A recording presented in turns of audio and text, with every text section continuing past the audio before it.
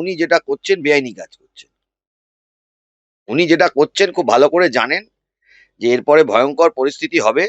এখন লোককে এইসব বড় বড় কথা, ডায়লগ, ভাতা এইসব প্রলোভন দেখিয়ে, কারণ যে ভাতাটা নেবে সে ফেঁসে গেল। যে ভাতা নেবে সে ফেঁসে গেল। কথাটা ভালো করে বুঝুন। যে ভাতাটা নেবে সে ফেঁসে গেল। যে দেয় সে যেমন দোষী, যে নেবে সেও দোষী। আপনি স্যাগ্রিগেট করতে পেরেছেন এখনো অব্দি কারা জেনুইন, কারা? এটা কে করবে? কোর্ট করবে? গ্রুপ সি গ্রুপ ডি তে তো জেনুইন ক্যান্ডিডেট আছে, নেই তো অস্বীকার করার জায়গা নেই। গ্রুপ সি গ্রুপ ডি টিচারদের মধ্যে জেনুইন ক্যান্ডিডেটের সংখ্যাটাই বেশি। আমাদের ফিগার কত? 26,000-এর মধ্যে 10,750, এটা টেন্টেড। আমরা বলছি, কোর্ট কি বলছে সেটা দেখতে হবে তো। আমরা বলছি, কোর্ট বলছে, এসএসসি বলছে, সিবিআই বলছে, এতগুলো ভার্সন আছে। কোর্ট কি বলছে সেটা দেখতে হবে তো।